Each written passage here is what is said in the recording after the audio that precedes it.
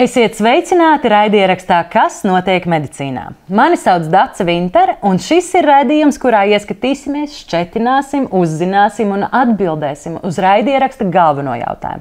Kas tad notiek medicīnā? Onkoloģija.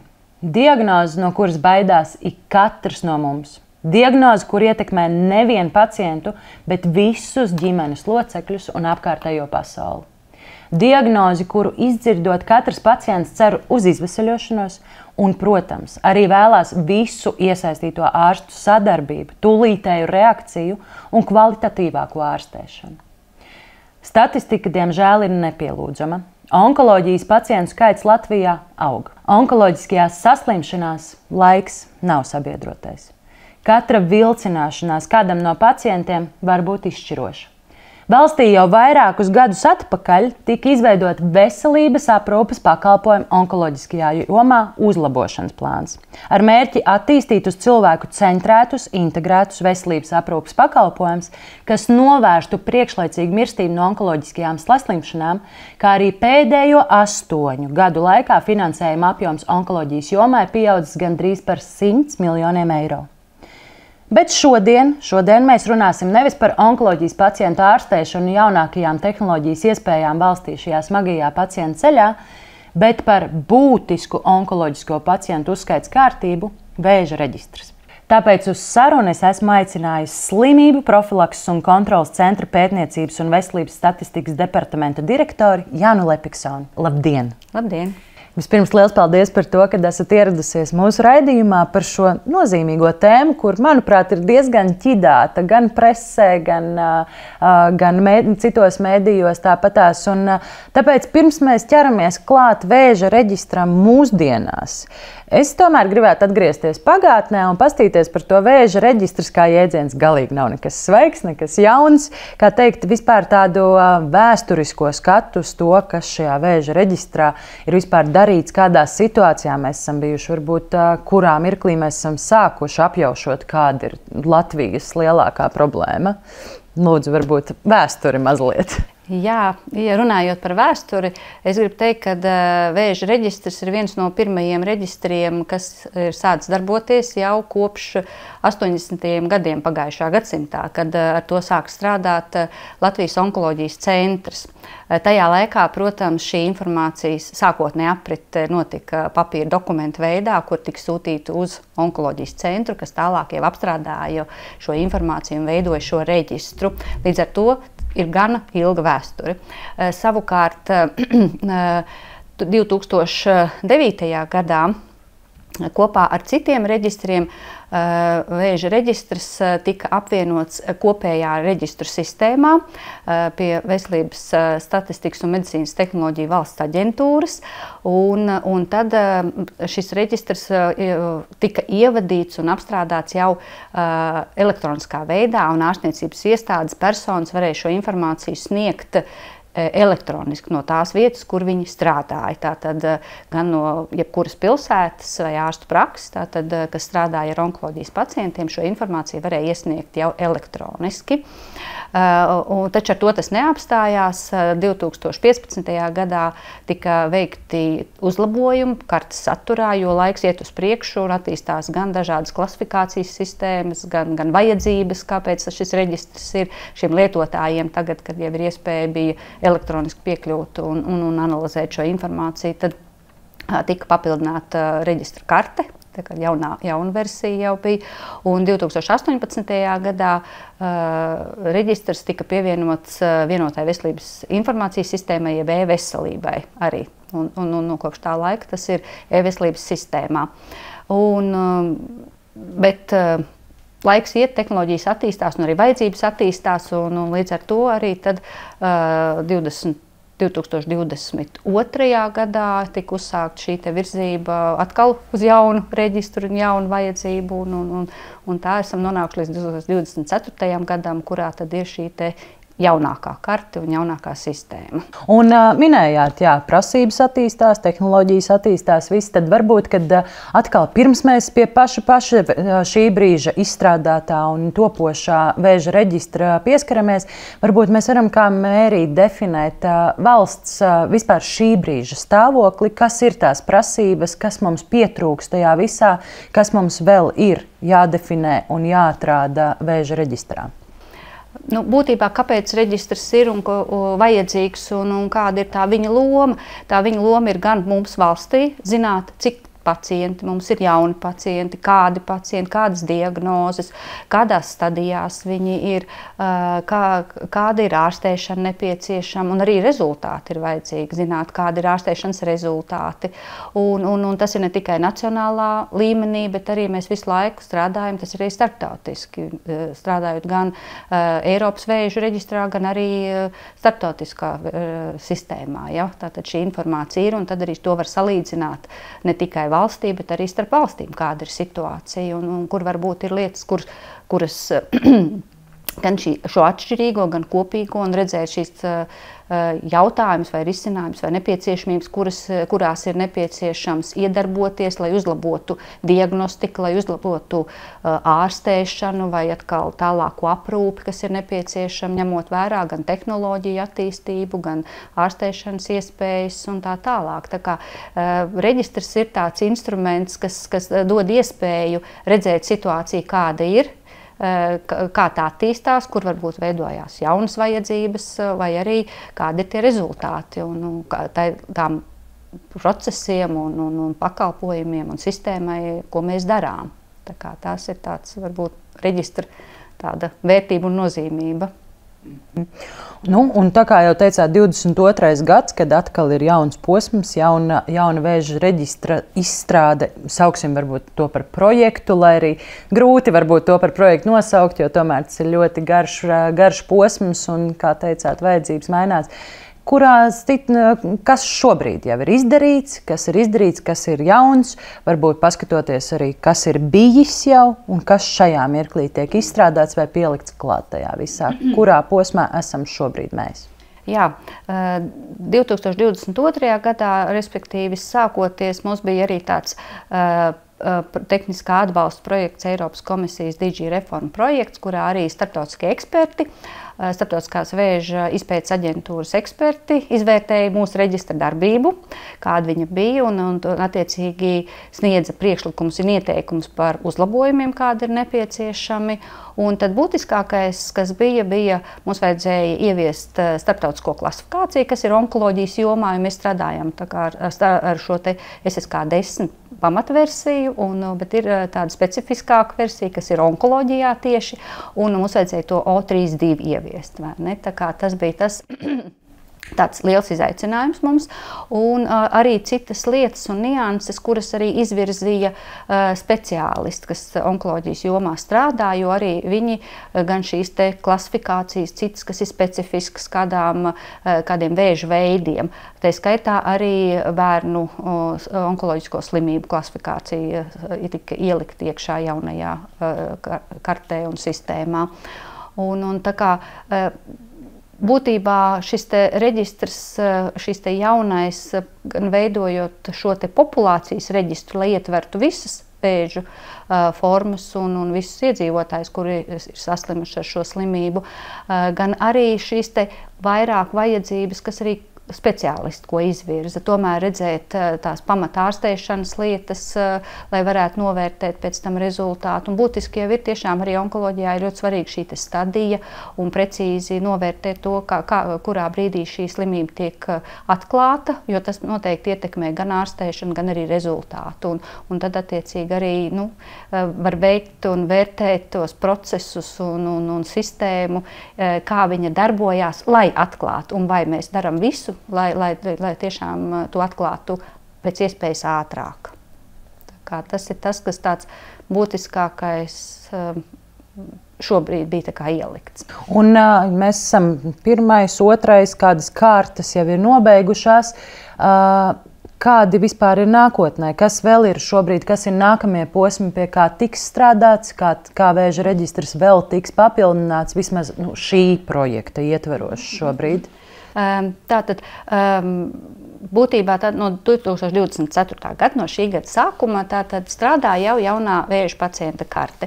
Ārstniecības iestādes, ārstniecības personas vai statistikas speciālisti, kā katrā iestādē, vai arī ir izveidot šis risinājums, kur sistēma ar sistēmu apmainās, kur mūsu bērnu slimnīca ir šis pirmā ārstniecības iestāde, kas iesniedz šos datus reģistram elektroniskā veidā no savas sistēmas. Tur speciālistiem nav jāievada speciāli reģistrā. Tad pašreiz jaunajā sistēmā ir izstrādāta vēl arī slimību profilakses un kontroles centra darbinieka darba vieta. Kāpēc tāda ir izstrādāta? Tas ir tāpēc, ka, lai arī sistēmā ir iestrādātas dažādas validācijas un loģiskās kontroles jau pašu datu ievades procesā, tomēr ne visas lietas var atrisināt šādā veidā. Tāpēc ir nepieciešams, ka arī speciālists pārskata šos datus un novērtē kvalitāti un apstiprina šo karti. Vai arī atsevišķos gadījumos var atgriezt atpakaļ ārstniecības iestādēji ar konkrētu norādi, ko ir nepieciešams precizēt. Tas ir nepieciešams, jo mums ir jānodrošina kvalitāte, jānodrošina pilnīgums, lai šos datus varētu izmantot un kvalitatīvi izmantot, jā, lai viņi būtu izmantojami. Tā ir tāda būtiska lieta, kas ir nākus klāt šajā jaunajā sistēmā. Un arī šī sistēma ar sistēmu datu apmaiņa, jo būtībā mums ir jāiet uz to, ka dati tiek ievadīti vienreiz sākotnējā datu ievadas posmā, kur viņi rodas, un tālāk jau pārējās informācijas sistēmas šo informāciju, kas tām ir nepieciešama, var saņemt no šiem sākotnēji ievadītiem datiem. Un šobrīd šādā veidā mums datus no Bērnu Klīniskās universitātes slimnīcas iesniedz slimnīca reģistram, sistēmai. Tur vairs nav atsevišķi viņu speciālistiem jāiet reģistra sistēmā un kaut kas jāievada. Tā kā tas ir tas nākotnes ceļš arī pārējām ārstniecības iestādēm pilnveidot savas sistēmas, lai šo informāciju varētu tādā veidā iesniegt. Un bez tam arī ir efektivizēts šī datu apmaiņas starp Nacionālo veselības dienestu un slimību profilakses kontroles centru, jo Nacionālās veselības dienests nodrošina šī tehnisko risinājumu e-veselības sistēmā vēža pacienta kartei.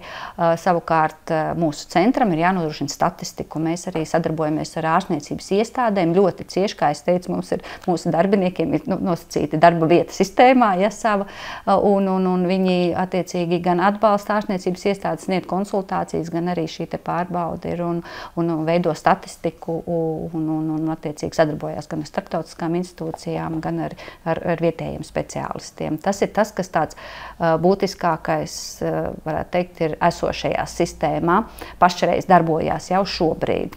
Un, lai arī būtu šī kvalitāte, mūsu centra darbinieki, mēs arī veicam gan apmācības, gan lekcijas, gan seminārus šiem ārstniecības iestāžu pārstāvjiem, kas strādā ar reģistru. Un mēs esam kopš septembra varējām sākt strādāt ar šīm kartēm, jo tad attiecīgi likumdošana bija sakārtot, lai mēs to varam darīt. Un oktobrī jau mums bija seminārs, jo mums bija pietiekoši daudz, tāds, neteiksim, varbūt tik ļoti daudz, bet tomēr 15% bija kartes, kuras mēs atgriezām atpakaļ iestādēm precizēšanai, taču tagad jau pēc semināra šis apjoms jau vairs ir tikai 8%. Tā kā tas sadarbība notiek un šī kvalitāte uzlabojas. Tā kā, ja mēs gribam kvalitatīvus datus, mums ir jāsako līdzi, kādi dati tiek ievadīti, kādi ir, un tad mēs varam pieņemt arī attiecīgi kvalitatīvākus lēmumus uz šiem datiem balstoties. Tā kā tas ir tas, kas pašreiz darbojās sistēmā. Un pirms pārējiem varbūt pie nākotnes, man arī tāds jautājums, jau minējāt arī citas iestādes, šobrīd minējāt tieši Bērnu Klīniskās universitātes slimnīcu, bet šeit plāns ir iesaistīt visas Latvijas iestādes, tikai onkoloģijas centrus. Kas ir šīs iestādes, kas darbosies jau ar šo vēža reģistru? Šobrīd 25 ārstniecības iestādes iesniedz datus reģistram. Protams, galvenās ir šīs slimnīcas, kurās ir onkoloģijas profils, bet arī ir reģionālās slimnīcas un citas slimnīcas vai ārstniecības iestādes, kurās ir vairāk šie pacienti. Nākošais plāns ir arī runāt un sadarboties ar ģimenes ārstiem tik tālu, cik ir viņu kompetencē. Jo tad atsevišķos ārstēšanas posmos, kad ģimenes ārsti ir palikuši galvenie vai situācijas, kurās viņi darbojās. Bet, protams, galvenie spēlētāji ir šīs onkoloģijas iestādes, kurās ir šis profils, bet tā pašā laikā tās var būt arī citas iestādes, gan attiecībā uz ādas audzējiem vai uroloģijas jomas un dažādi, varbūt arī citas iestādes, ne tikai lielās iestādes, bet arī ambulatorās iestādes, kuras noteikti arī vēl vairāk tiks iesaistītas sadarbojoties. Tātad, principā, brīvi pieejama sistēma pēc nepieciešamības, pēc vajadzībām, pēc definīcijas. Jā, tādā ziņā viņi ir pieejami. Protams, tur ir pieejas tiesības caur Nacionālo veselības dienestu jābūt sakārtotām, bet jā, speciālisti, kuri diagnosticē vai ārstē šos pacientus, tiem ir jābūt pieeja. Ja viņiem nav, tad viņi šo pieeju vai nu iegūst caur savas ārstniecības iestādes kontaktpersonu, kur šīs tiesības var piešķirt veselības sistēmā, vai mazākās iestādes var Nacionālām veselības dienestam iesniegt šos iesniegumus, lai piekļūtu šiem reģistra datiem. Nu labi, un nākotne. Šobrīd es saprotu, ka pirmā, otrā kārta jau noslēdzās. Mēs esam kaut kādā posmā, kas ir šobrīd. Kāda ir nākotnes plāna, cik tālu un ar kādām funkcionalitātēm vēl šo vēža reģistru plānots, vismaz šī projekta ietveros papildināt vēl? Šī projekta ietveros vēl ir tas, kas jau ir apstiprināts ministra kabineta noteikumos un šajā kartē, ir lauki vai informācija, kas aizpildīs šos laukus 2025. gadā.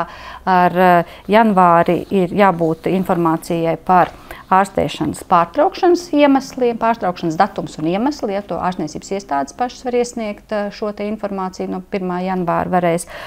Savukārt no citām informācijas sistēmām reģistram tiks saņemta informācija no Nacionālā veselības dienesta vadības informācijas sistēmas par pacienta datiem saistībā ar to, vai pacients ir bijis zaļajā vai dzeltenajā koridorā, vai viņam ir bijis šīs pakalpojumi šajā sistēmā. Zaļais, dzeltenais koridors varbūt skatītājiem, klausītājiem varbūt. Jā, zaļais koridors ir tas, kad pacients ar sūdzībām vai arī pēc kādas atradas par aizdomām par onkoloģisku saslimšanu, un tad tiek veikti izmeklējumi, lai vai nu apstiprinātu vai noliegt šo diagnozi.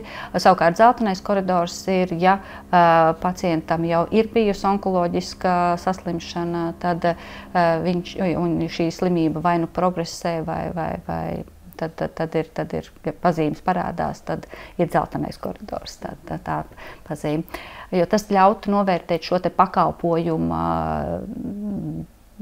rezultātus, ja, kā šis pakalpojums darbojās veselības aprūpes sistēmā.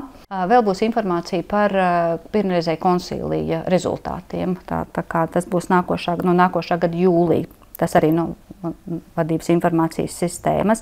Protams, mēs šajā visā periodā strādājam, sadarbojamies ar ārstniecības iestādēm, turpinam, jo kvalitātes uzlabošana mums ir vēl gana daudz ko darīt, tā kā tas ir nebeidzams stāsts.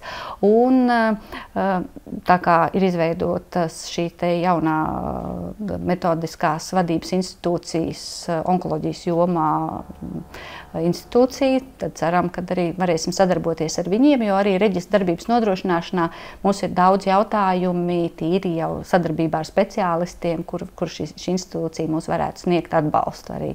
Jo mēs neesam tiešā veidā, saka, onkoloģijas speciālisti. Kaut arī mūsu darbinieki strādā, 2 darbinieki, kas ir onkoloģijas speciālisti. Un vēl nākotnē mums noteikti būs izaicinājums nākošais arī, jo par šīm te jaunajām klasifikācijām arī starptautiski nekas nestāv uz vietas. Šī te starptautiskā slimību klasifikācija onkoloģijas jomā būs nākamā versija, būs 4. versija. Tā kā mums būs atkal lietas, kas mums būs jātulko, lai varētu šīs te morfoloģiskās struktūras, jaunos kodus ieviest, jo speciālisti to jau gaida. Speciālisti jau mums jautā, jo tāpēc, kad viņu diagnostikas metodas jau spēja dot šo informāciju pēc jaunākas informācijas, taču tā kā šī klasifikācija vēl nav apstiprināta, mums nav iespēja vēl ievadīt informāciju reģistrā par to, tā kā to mēs strādāsim arī tālāk. Jā, un vēl būs noteikti tas, ka attiecīgi būs par informāciju par vēža skrīningu, attiecīgo vēža skrīningu vai dzemdes kakla, vai krūtsvēža, vai kolorektālā, vai prostatas vēža skrīninga rezultātu saņemšana no informācijas sistēmas par šiem te rezultātiem. Vai pacients ir bijis veicis skrīningu vai nav bijis, jo tas ir ļoti būtiski attiecībā uz tālāk, uz saulaicīgu atklāšanu. Bet varbūt ir kādi termiņi, kurus mēs varam ieskicēt, ko mēs varam pateikt, kādi ir nākamie soļi. Minējāt jau tur jūnijā kāds posms vai kas, kad šis projekts tā kā plānojās šajā tā kā beigties, vai ko varētu jau tā kā nedaudz pasolīt varbūt? Jā, būtībā tās pamatizstrāde ir beigusies jau ar šī gada janvāra, taču tagad tiek veikti šie papildinājumi un izmaiņas, ko es teicu, tātad no 1. janvāra būs šie risinājumi par ārstniecības pārtraukšanu un pacientu iekļaušanu dzeltenajā vai zaļajā koridorā, no jūlija šie papildinājumi par konsīliju. Tie ir tie tuvākie, bet tie kā papildināji, tie nav tā kā kādi specifiski, speciāli projekta posmi, bet tie ir atsevišķi darbi, uzdevumi, kas tiek izpildīti. Protams, tālāk droši vien jūs jautājot attiecīgi ārstniecības iestādes, onkoloģijas centrs, ko darīs un tās, jo tās būs tās, kas būtībā jo mēs runājam par populācijas reģistru. Populācijas reģistrs tomēr iekļauj šo te pamatinformāciju, un viņš nevar būt ļoti detalizēts ar klīnisko informāciju. Un tur noteikti tālāk šie te metodiskās vadības institūcija onkoloģijas jomā varētu strādāt jau tālāk pie tā, kas ir saistīts ar klīnisko informāciju un reģistriem. Bet varbūt vēl papildinot, vēl ir attiecīgi, kā attīstīsies laboratorijas izmeklējuma modulis. Reģistrā ir paredzēta informācija arī par molekulāriem un ģenētiskiem izmeklējumiem saistībā ar šo te onkoloģiju. Un tad, kad tur būs šie dokumenti sakārtoti, šī dokumenta saņemšana no laboratorijām, tad arī reģistrs varēs šo te informācijas apmaiņu izveidot, jo tā ir ļoti būtiska atsevišķām lietām, plānojot un redzot šo te gan ārstēšanu nepieciešamo, gan novērtējot to tālāk rezultātus. Tas ir tie tādi būtiski, bet tie tieši sistēma ar sistēmu apmaiņas risinājumi, tur, kur viņi sākotnēji radušies, lai reģistrā šī informācija tiktu saņemta no citiem datu avotiem, kur viņi jau ir radīti. Tas būtu tāda, lai kopējā analīzē varētu izmantot. Mēs parasti savā raidierakstā uzdodam tādus pēdējos 3 jautājumus, es teikšu, ko es arī uzdošu šoreiz, kur mēs tā diezgan precīzi jau mēģinam nodefinēt tos sabiedrības ārsta ieguvumus, labumus, kā arī par informāciju. Tātad pirmais noteikti ir, kāds ieguvums būs sabiedrībai no šī vēža reģistra, no šī projekta pilnveidošanas? Sabiedrībai es gribētu teikt, ka tas ir mūsu visiem veselības aprūpes sistēmai, mums nekad nav naudas pietiekami visam, kam mēs vēlamies. Līdz ar to noteikti labums ir tas, ka mums ir informācija, mums ir kvalitatīva informācija, un mēs redzam šo te gan vajadzību, gan šos te rezultātus, vai un kādus rezultātus doda šie te pasākumi, ko mēs esam darījuši. Tā kā tas ir tas būtiskākais, ka mēs tiešām redzam gan šo te pacientu dzīvildzi, izejot gan no sākotnējās stadijas, gan no ārstēšanas etapiem, ka mēs varam šo informāciju analizēt un izmantot arī veselības aprūpes gan plānošanai, gan dažādu pakalpojumu, gan arī kopējo sistēmas uzlabojumu vai kādus lietas plānojot. Es domāju, ka tas ir tas tāds būtisks labums. Arī pacientiem būs iespēja redzēt savu vēža pacienta karti nākotnē. Nacionālais veselības dienests pie tā strādā. Tā kā plānots, ka nākamajā gadā iespējams šis risinājums būs pieejams. Un tāpat tās mūsu sabiedrības daļa ir arī profesionāļi ārsti, kas strādās ar šo vēža reģistru. Varbūt tieši par labumiem, par iegūmiem viņiem arī tieši tāpat tās nodefinēt, kas tad ir tās galvenās lietas, ko viņi iegūs no šī vēža reģistra. Ārstiem, ja viņi strādās un viņiem būs pieejama šī sistēma, tad viņi varētu redzēt šo informāciju ilgākā laika periodā, un arī tad, ja šis pacients nav bijis pie viņa, bet, protams, ka tur ir atkarībā kāda attīstīsies arī pārējās informācijas sistēmas, e-veselība, datu aprite, bet vēl viens ir, kad ārsti joprojām, lai attīstītu un tur būtu gatavi darboties tālāk, viņi arī strādā pētniecībā, un viņiem ir nepieciešama šī gan sava darba novērtēšana, gan arī darbība pētniecības projektos tālāk. Un šos reģistra datus un šos rezultātus tālāk viņi arī var izmantot savā profesionālajā darbā šajā jomā. Tās arī ir tās lietas, ko mēs arī jau šobrīd sniedzam viņiem, bet ja reģistrs būs gan kvalitatīvāks, gan arī pilnīgāks, tad šī informācija noteikti vēl vairāk un labāk noderēs arī ārstiem šiem nolūkiem, lai novērtētu to rezultātu. Un vēl arī, varbūt, ja drīkst te vēl mazliet pieminēt, tādu speciālistiem noteikti ir būtisks ne tikai tas, ko mēs varam no ārstniecības puses redzēt šo rezultātu, bet arī to, ko pacienti ziņo par to, kādi ir šie ārstēšanas rezultāti no viņu puses. Un šeit ir tāds vārds, ko noteikti arī ir dzirdējuši, tā saucamie promi, ja pacientu ziņotie pieredzes rezultāti, ko pacienti ziņo, aizpildot dažādas anketas, dažādi anketēšanas rīki, dažādos ārstēšanas etapos. Un šobrīd Paula Stradiņa Kliniskā universitātes slimnīca sadarbībā ar Stradiņu universitāti pilotu projektu veids par krūts vēža pacientiem, kur pacientiem būs iespēja iesaistīties un atbildēt uz dažādu anketu jautājumiem dažādos ārstēšanas periodos, pirms ārstēšanas uzsākšanas, un noteiktos posmos ārstēšanas laikā un pēc pabeigšanas. Un tur ir ietverti gan pacientes psiholoģiskie, emocionālie un dažādi citi šie vērtējumi, kas ļauj novērtēt šo pacientes, no pacienta viedokļa šo rezultātu. Un tas dod arī šo papildus skatu, vēl ne tam, kas mums ir gan vēža reģistrā, gan arī šo pacienta viedokli, kas ir būtisks no tā, kas arī ļauj gan uzlabot pakalpojumu, gan arī novērtēt šīs ārstēšanas metodes rezultātus. Tas ir no pacienta skatu, jo tas ir ļoti būtisks. Pacienta labbūtība un dzīves kvalitāte ir ļoti būtiska. Tas ir tāds, arī šajā jomā tā attīstība notiek.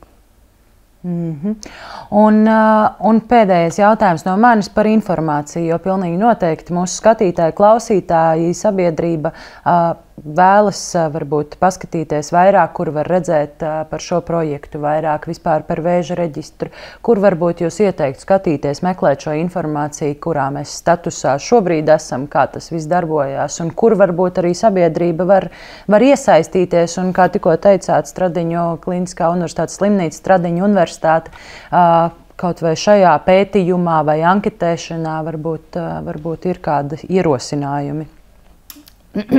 Pirmais ir noteikti slimību profilakses kontroles centra mājaslapā, kur mums ir sadaļa pie metodiskiem materiāliem par vēža reģistru, jo mēs arī tie semināri un apmācības, kas mums ir bijuši, vai materiāli par reģistra aizpildīšanu un darbu ar reģistru, tie ir pieejami speciālistiem un tiem, kas interesējās un kam ir nepieciešams, atkārtot, vai kad situācija rodās, paskatīties.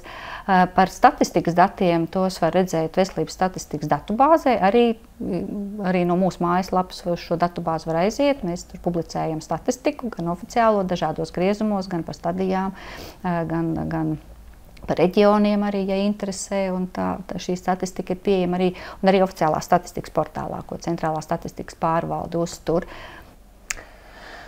Nu, labi, es teiktu, ka mēs diezgan plaši un skaidri esam paskatījušies gan vēsturē, gan arī tagadnē un arī nākotnē. Gribas teikt lielu paldies par sarunu, par ierašanos, par skaidrības viešanu. Nu jā, un pie šie projekti pašā laikā man gribās visai medicīnas nozarei īstenībā novēlēt, lai būtu arvien ātrāk šīs smagās slimības diagnostika, šīs iespējas, pateicoties arī šim izstrādātajam vēža reģistram, un arvien veiksmīgāk arī šī veselības stāvokļa uzlabošana un arī šīs ārstēšanas iespējas arvien veiksmīgākas. Un tajā pašā laikā es gribētu izmantot arī iespēju un atgādināt mūsu skatītājiem un klausītājiem, rūpējieties par savu veselību, jo arī, kas saistās arī uz šo smago slimību, pirmām kārtām, jau pirms tam minēju, visi šie skrīningi, kas ir arī valsts apmaksāti, kur nāk aicinājumi. Lūdzu, neignorējiet šo, bet tiešām arī dodieties, pārbaudiet savu veselību. Lieku reizi tas nebūs, nu, ja, protams, tas nav jau kas par daudz, tas par skādi, bet kas attiecās šiem obligāto veselības pārbaudi un tāpatās šiem skrīningiem, dariet to. Tāpatās arī ļoti daudz ko ietekmē dzīvesveids, protams, arī tas, ko mēs ēdam, kādi ir mūsu paradumi. Un īstenībā Latvijā tā statistika nav nemaz tik veiksmīga, ja jāsaka godīgi, kā ir. Tā kā rūpēsimies mēs paši par sevi, un tajā pašā laikā, lai aizvien vairāk un vairāk attīstās šīs tehnoloģijas.